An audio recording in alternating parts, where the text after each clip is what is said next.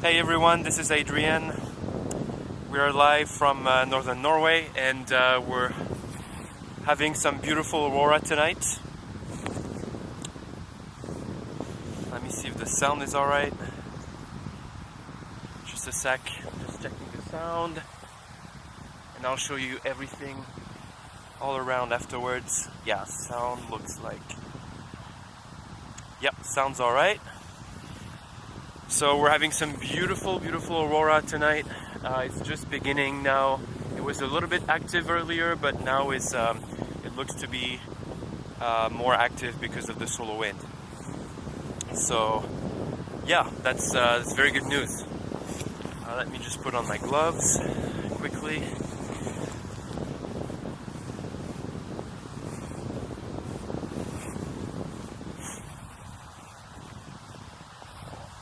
And you can notice actually that there is snow on the ground. Maybe you can see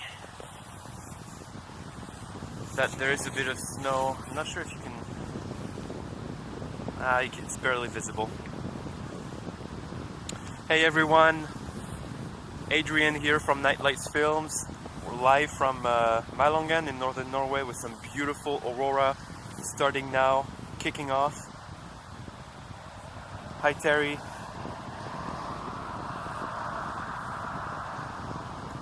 See people from Germany as well.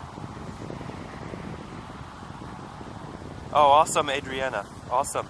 Yeah, me neither.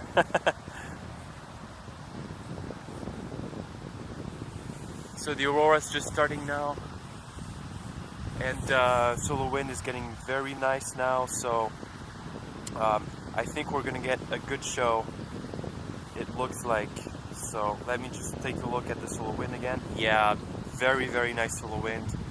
Very geo-effective right now for high latitudes. So it can only get better from here on out.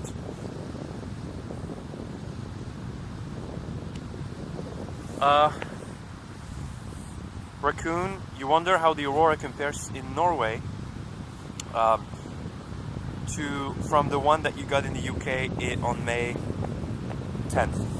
The ones we get in Norway are almost always more bright and more dynamic than the one that you got in May.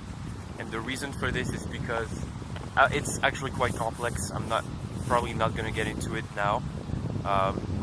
But already now, this is probably about the same amount of light than the one that you had on May 10th, if not more.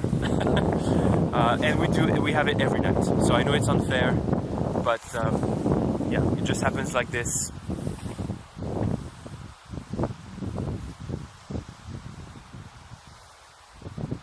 Hi Michael. Thanks, I'm good, thank you so much. Hope you're good too.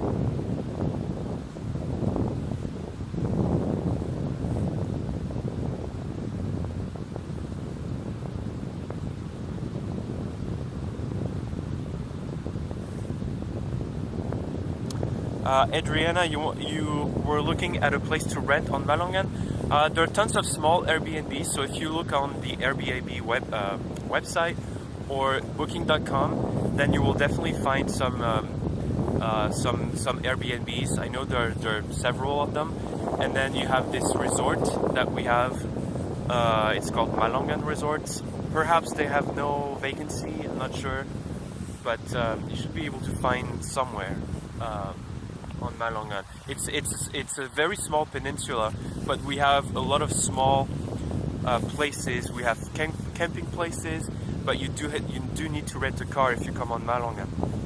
So remember this if you're coming. Hi Jeff.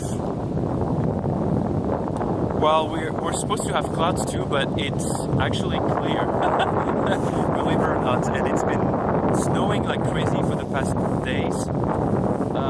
I mean, like crazy. It's not like crazy. It's been snowing a fair bit, but not too bad. Sumik, has a decent substorm happened yet? No. So we're actually looking at probably what is the growing phase of the substorm. So maybe it happened in In a small way, it happened before tonight. I wasn't out. I had a dinner actually. I just came out of the dinner and I was like, oh my gosh, Aurora is starting. I need to get out and show you guys. They're probably hating me at the dinner right now. But yeah, sorry about the wind. There's a little bit of wind. There's always wind in Norway. I do apologize. Okay, let me just see here if...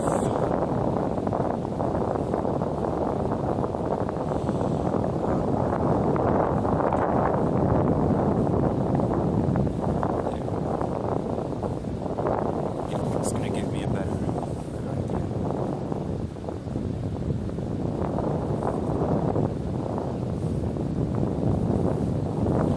Yeah, raccoon, then definitely if you want to see pulsating or fast dancing, then come here. That's typically where we get this fast dancing because of how the field of the Earth, the magnetic field of the Earth works.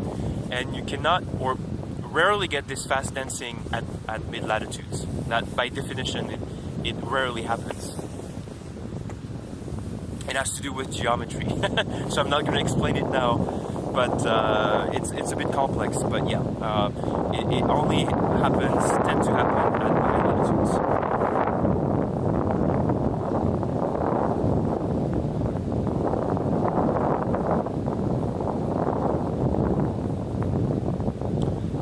Terry, less equipment than last time. Actually, I'm on my A7S3 that I got back from the repair store. They still haven't fixed it. Still have some issues. It works if temperatures do not go below like -4, -5 Celsius. So right now we're not under that, so that should be fine. But yeah, actually, I don't know. We'll see. We'll see how long that lasts for.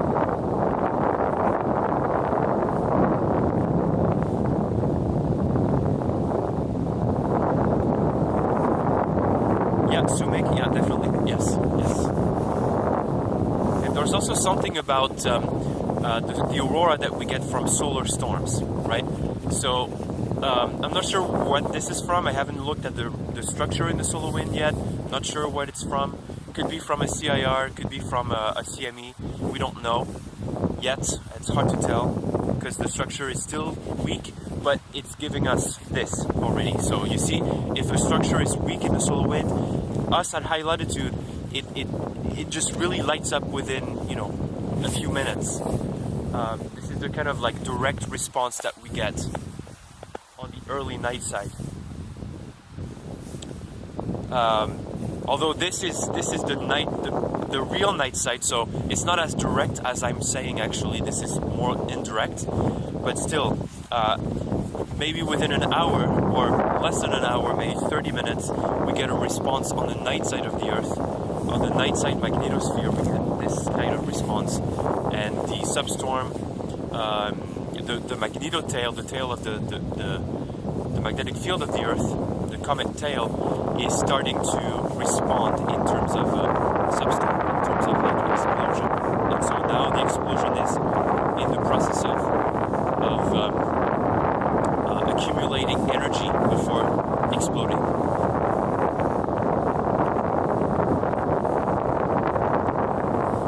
Terry, camera, Bluetooth to phone? No. I'm the same equipment almost as the A7S3, but just the same recorder, the same phone. I may just have better signal, not too sure, but that may be what it is.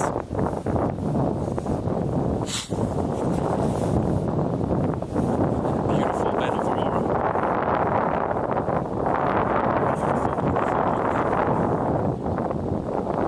Yeah, awesome.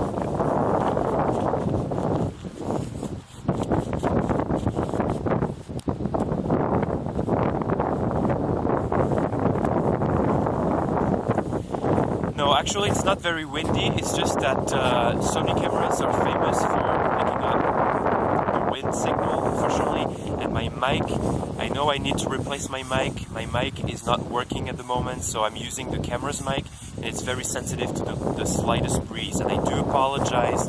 There is just a slight breeze, but that's enough to sort of make it, yeah, uncomfortable or annoying for you guys, and I do apologize, but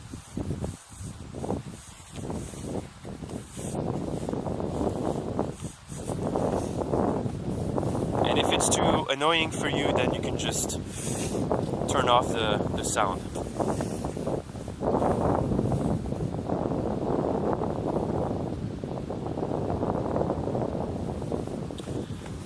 Actually, you know what? I may go down to the beach where it's actually probably less windy, so let's see.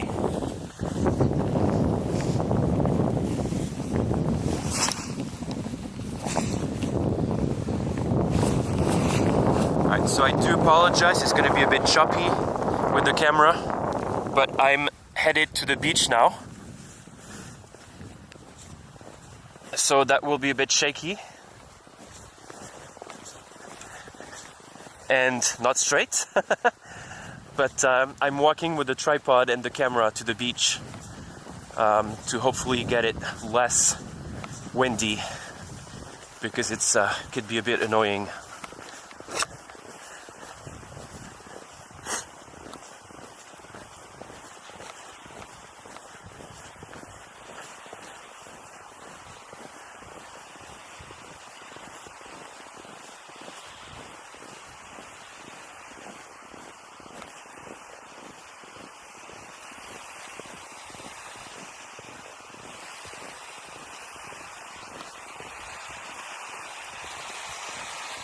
Alright, I'm gonna try here for now,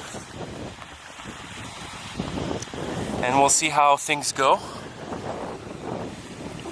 Oh no, that's still windy, but okay. First, so I need to take a look at the focus. I think it's in focus, but yes, it's in focus. Let's see.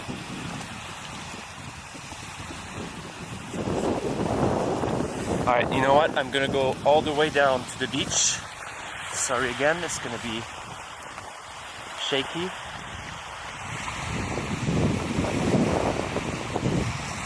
Because otherwise I think it's gonna be a bit too windy. Maybe.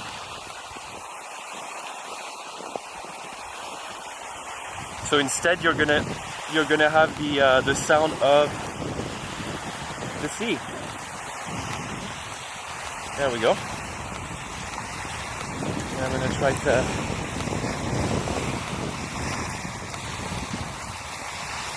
be here behind the shed. It's usually much less windy, even though we're in Norway and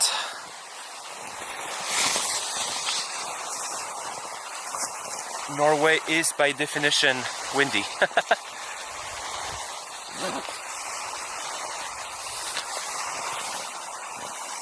Alright, so let's see here if I can get this to work. There we go.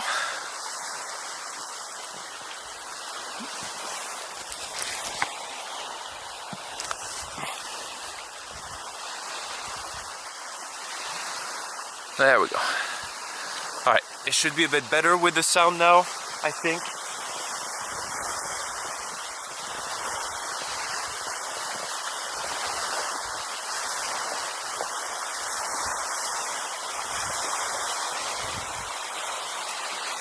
There might still be a bit of wind at some point. We can never really. But I promise you guys, I will order a new mic. I promise.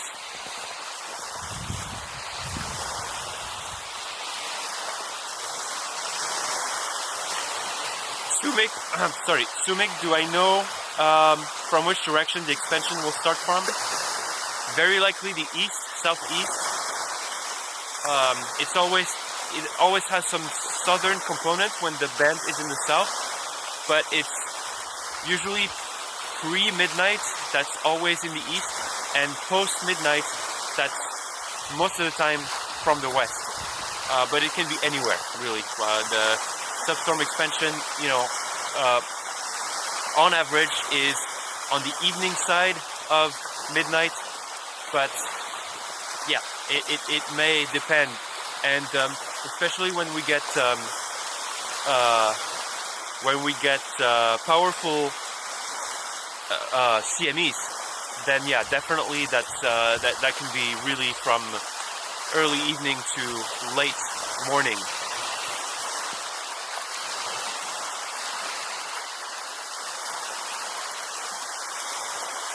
Oh, awesome, Stefika. Awesome. Good to hear.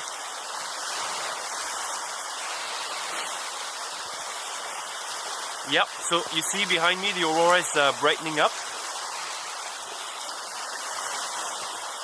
I'm actually gonna have to probably turn off or turn down the ISO setting of the camera because yep, I do. Wow, look at that, guys.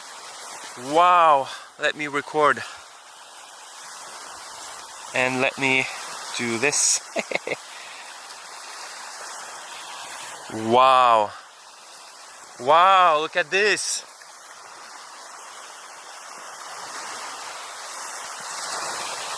Oh, oh my god! Oh my god, guys! Holy shit! What? Look at this! Wow! Look at this now! What? Oh. Holy shit! Whoa! Whoa! Oh my god!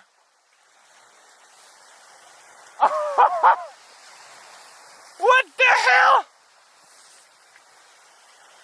Whoa! Whoa! Look at that, from here all the way up like this and all the way like this. Whoa! All the way here. Holy shizzle! Whoa! Oh wow! Oh my god! This is crazy! And now it's coming this way. Look at this, guys.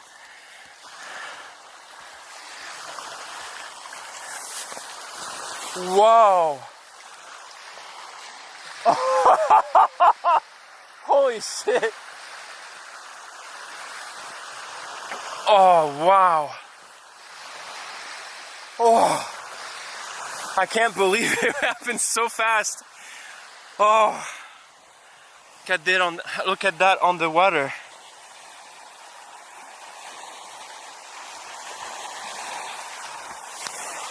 Whoa!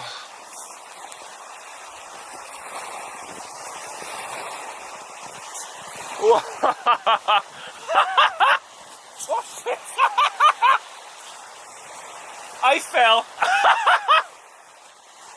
I'm good, guys. I promise. Oh my god, I didn't see there's something in the way. Look at this! Wow!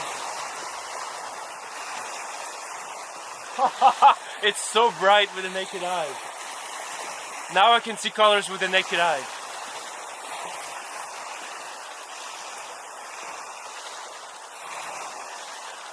Whoa! That's insane! That's one of the best expansions this year, guys.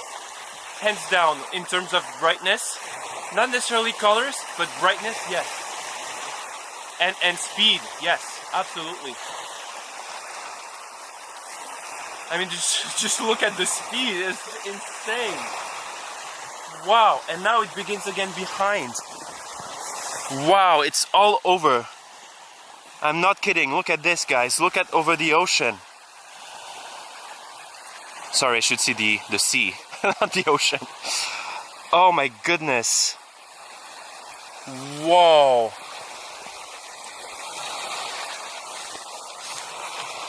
Now that is some batshit crazy.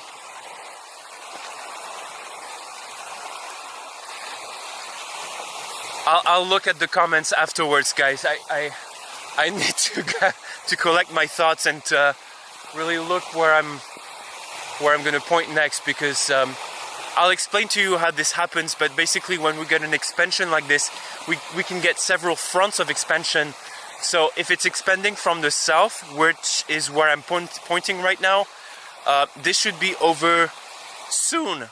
Sorry, this could be over soon with some pulsating aurora, and we could be the we can actually see the resurgence of another front of expansion further north. You see, further north here is almost free of aurora, like right here in the north.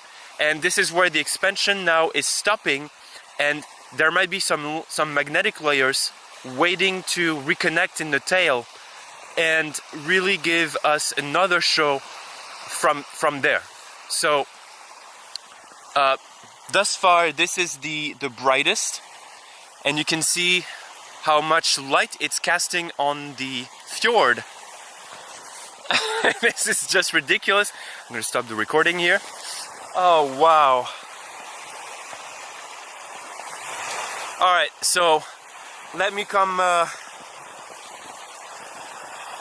let's see. I'm actually gonna avoid falling down another time. And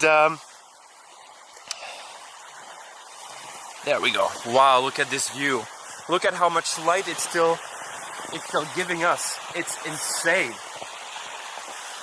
Oh, I'm so glad I went out. I'm so glad. Oh my goodness. My heart is racing like crazy. Holy cow.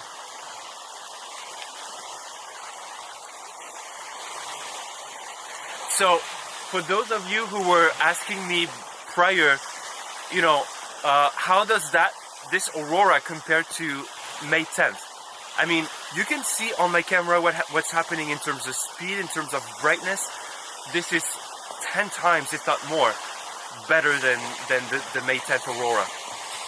So, really, when people say, you know, oh, I wanted to come to the Arctic, but I seen the aurora on May 10th or October 10th, and so I don't need to travel anymore to the Arctic. And I'm like, yes you do. Because you'd be missing out on something absolutely insane. Let me tell you. Oh, thank you so much. Thank you so much for the support. Chasing the milk. I really appreciate it. Thank you so much.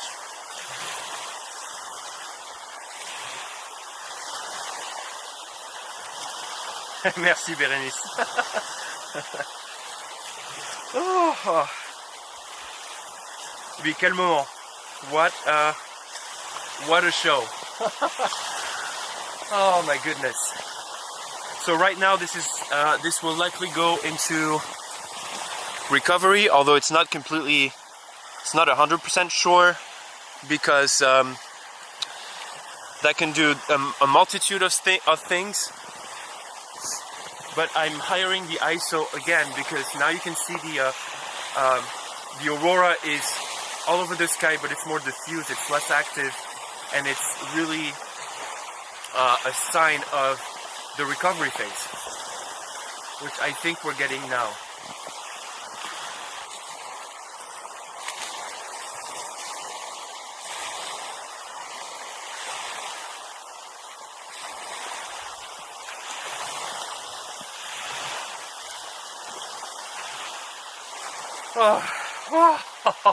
What a show.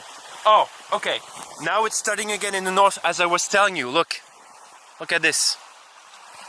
And it's gonna start illuminating a little bit in the north again. So what I'm gonna do is actually go closer to the beach so I can have a better view towards north, like so, and level the camera.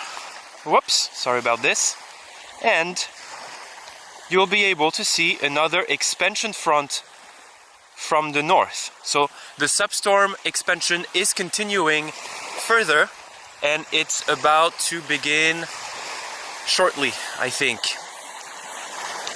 So let's keep watching and see what happens. That's usually what happens. You can see the pillars forming again.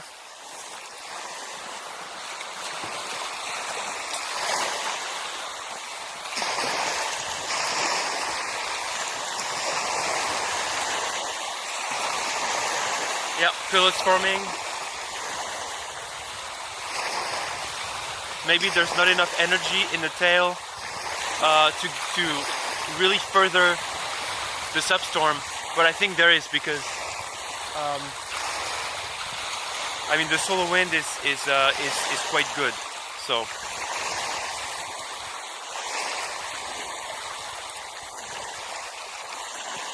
sorry to hear about further south in Norway is wet.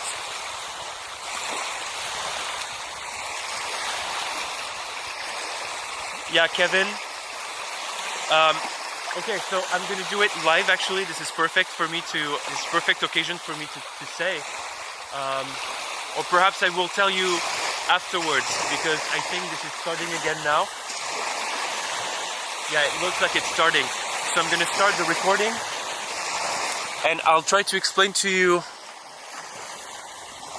as it happens, if it happens. So the thing is, the Norway model is based on magnetometer data, right? And so magnetometer data already have this kind of lag, this delay, as opposed to the real life aurora, which is about 1 minute. So it takes about a minute for our model to be able to show that, you know, that X component or H component drop in the magnetometers. And so, oh wow, look at that guy. Yep, it's starting again. I'm going to continue the explanation afterwards, by the way. See what I told you? So the expansion is now starting again, and is going to make its way further north still. But it's still giving us some really, really nice shows with some very fast-moving pillars, and wow. And we may get some crazy pinks. Are you guys ready?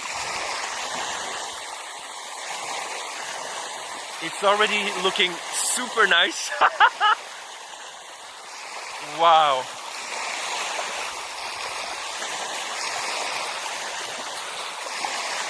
Yeah, it's already looking very bright. Well, not very bright, but brighter than before, that's for sure.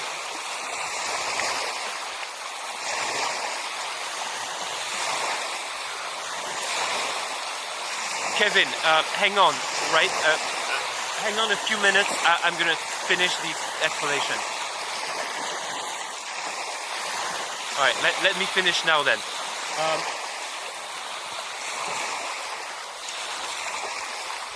Yeah, you see how this new front of expansion has started further north, just below that fringe? That's how the substorm, you know, goes about. But Kevin, so yeah, so 1 minute delay on magnetometers, and our model takes maybe slightly a bit longer than a minute. So usually the data gets registered after, you know, 1-2 minutes. Now, I'm actually gonna lower the ISO again, because it's really bright now.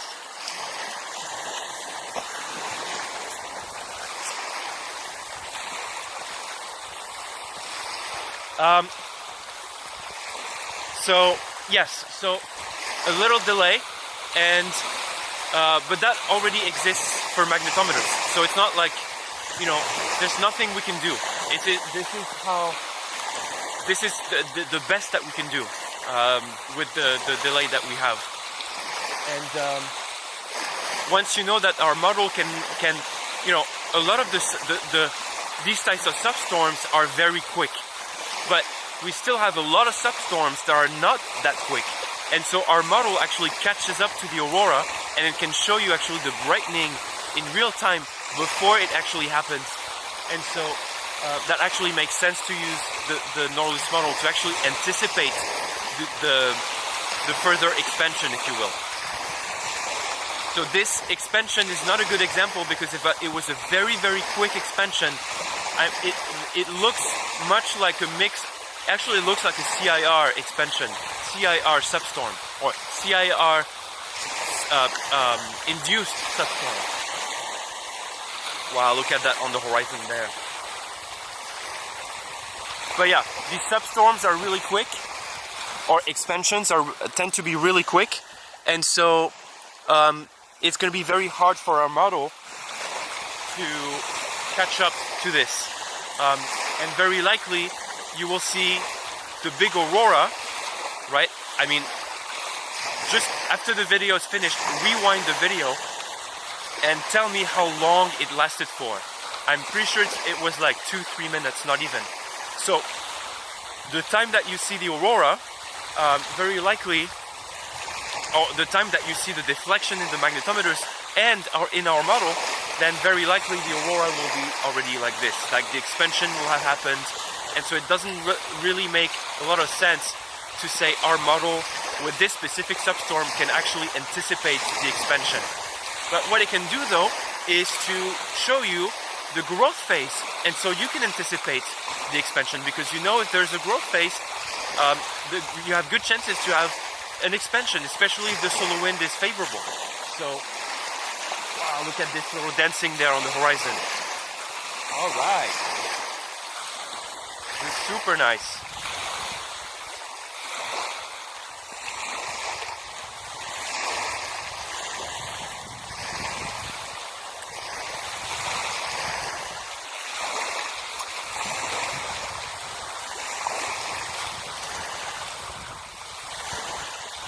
Wow, there's so many comments.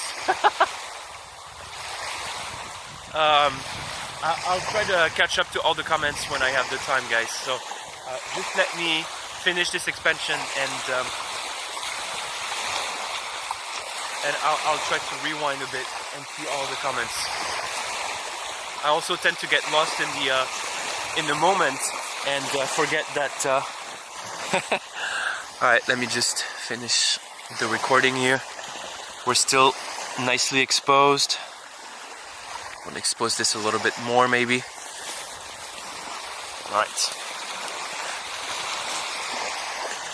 There we go. Night looks like daytime almost.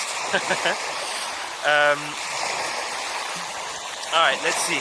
So, Kevin, I hope you got your answer.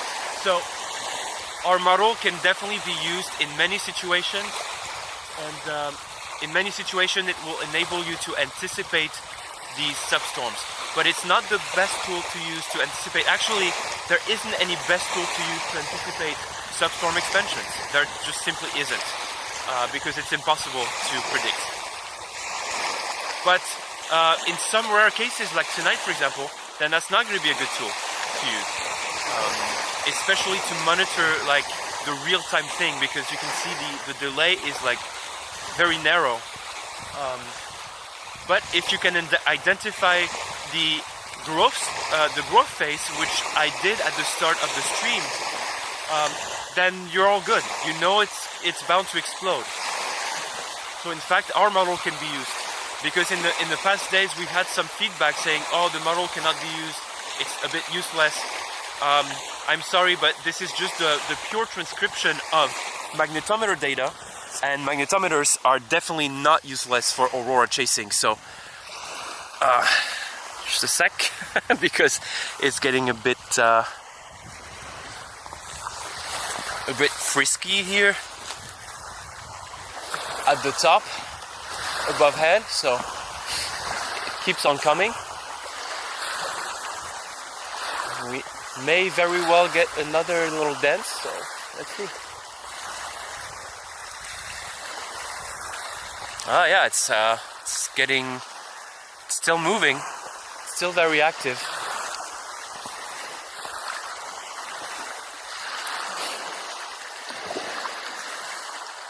This is ridiculous. Look at that, look at this movement again. Wow. Crazy.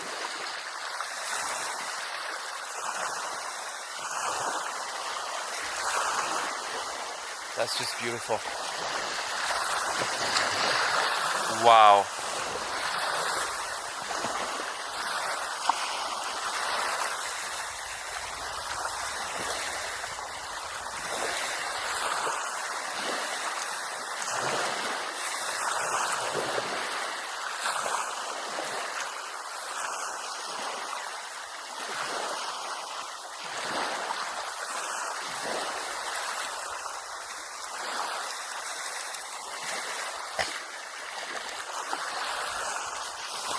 Ah, it's just insane.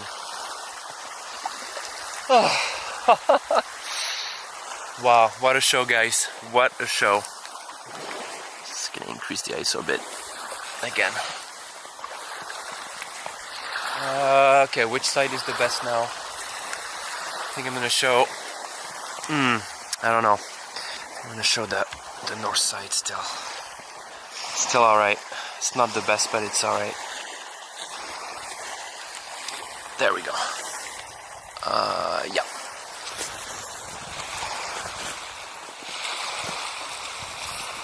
Almost fell again. Nice, Adrian. Very clumsy tonight. Very awkward.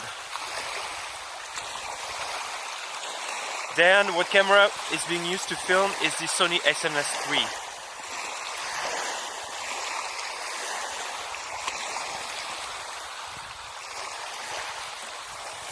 Raccoon, yeah, so about the Glendale app, well, the thing is, it's not, it's going to show you the same but in a graph. So the problem is there's no better tool at the moment that can really predict the expansion, and very likely, especially if you use this type of app to try and predict this kind of expansion, then very likely the expansion will have already occurred before before you actually see the alert and you see something in magnetometers. So really the idea of having already a visual with webcams and a globe like ours is much better in these situations than a graph, because on a graph you can see if you're knowledgeable enough to see the growth phase of a substorm in a magnetogram, then yes, but if not, then no. And I'm sorry to say, but the substorm tracker thing doesn't really show growth phases all the time, because I think it's like a multitude of, it's like a stack plot put into one, and so that smears out extreme values. So, I mean, if this app is functioning for you, then fine. I mean, we put this product out there so that people can use it. But if they want to use whatever they want, people are free to use whatever they feel like is best to use, of course. Of course, I'm a bit biased, but yeah.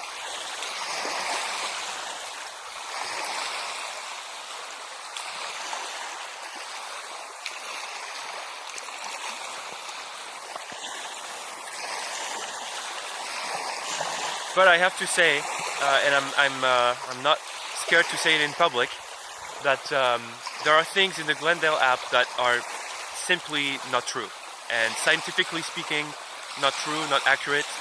And yes, there are some useful tools in there that were developed, but I'm sorry to say, but to say something is the most accurate app in the world, I think it's a bit, yeah, I'm not going to use any adjective, but that's a long shot. It's a bit of a stretch, in my opinion. But anyways, if you feel like it's a good app to use for you, then definitely use it. I'm just saying it's not necessarily as good as people claim it to be. And ours isn't either, right? It's just another product that we put out there. But guess what? There's still no way of predicting the aurora 100%. So that's just how it is. And we have to make do with what we have. And we are having still a little bit of something there.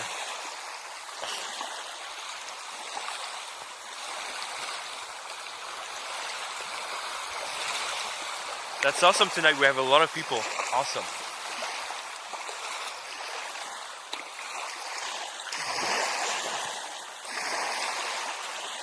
Oh wow, did you guys see that shooting star? Crazy, huh? Alright. That's one hell of a stream, guys. It's one of the best of this year, that's for sure.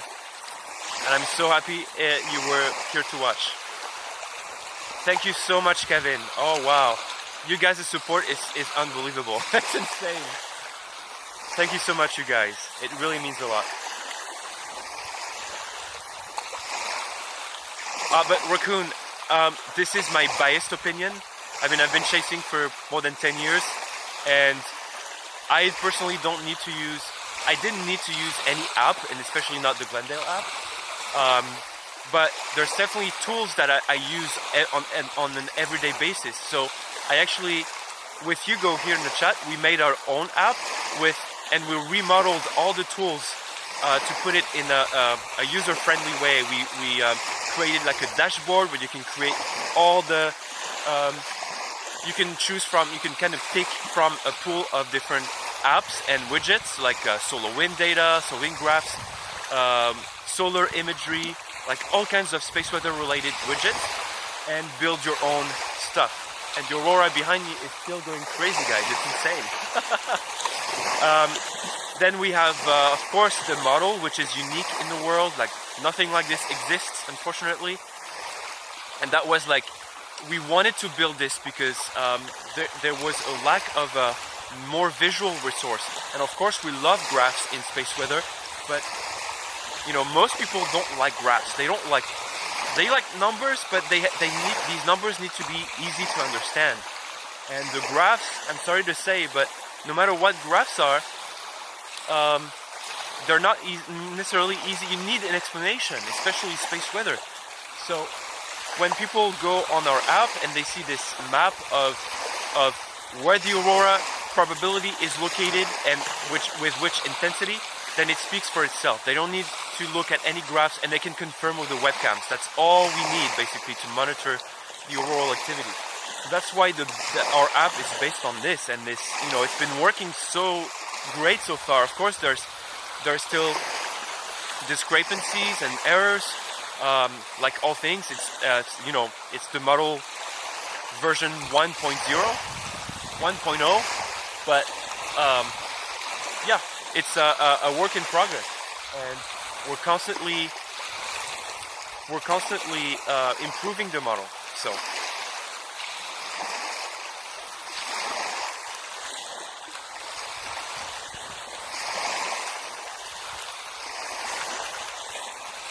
Robert, f2.8 is enough to shoot the aurora? Yes, absolutely, yes. I mean, any lens is alright. It's just, I mean, any aperture is alright.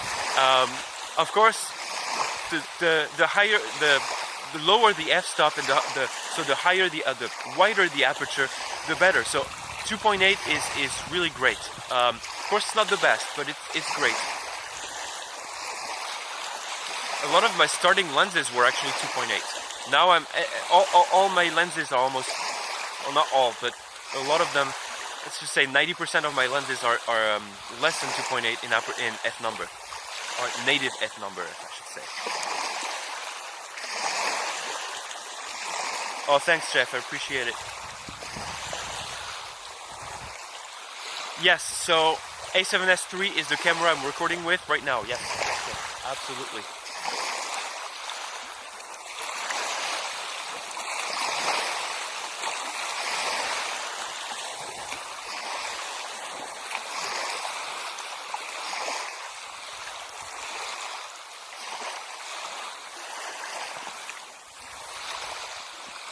Let me look. So right now I'm actually opening my app. I'm not sure if you can see because it's a bit too bright probably. Let me lower the, and maybe it's out of focus, I don't know. But I'm opening my app and I have the graph of the solar wind and I can see what's going on with the solar wind. And it's still very good apparently. Okay, let me just refresh my app, take a screenshot at the same time, so that I can post a story later if Hugo hasn't done it. So that wasn't for you, Hugo. Don't worry. Let me just refresh the solar wind. Yeah, still excellent. Quite geo-effective with sustain minus BZ,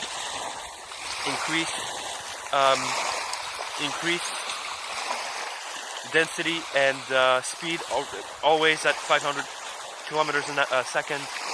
So this is quite geo-effective, and so that explains the fast-moving aurora that we just had moments ago. Uh-oh, my phone is about to die, so let me just grab my battery real quick.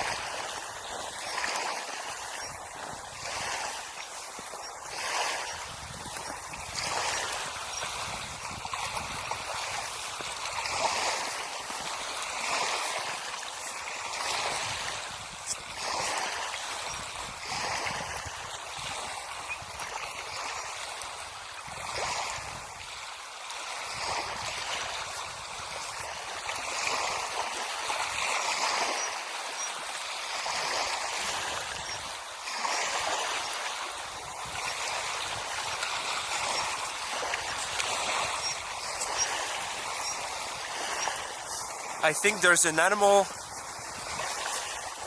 screeching behind me. I don't know if you can hear it. It's kind of funny. I think it's like a migratory bird that is not happy with me being so close to the sea, so close to its resting place maybe. So I don't know. Can you hear it in the back? I think you can hear it. Alright, let me go back live. Alright. Let's see. No, we have foxes, but that's definitely not a fox. No. The fox would definitely have just gone away.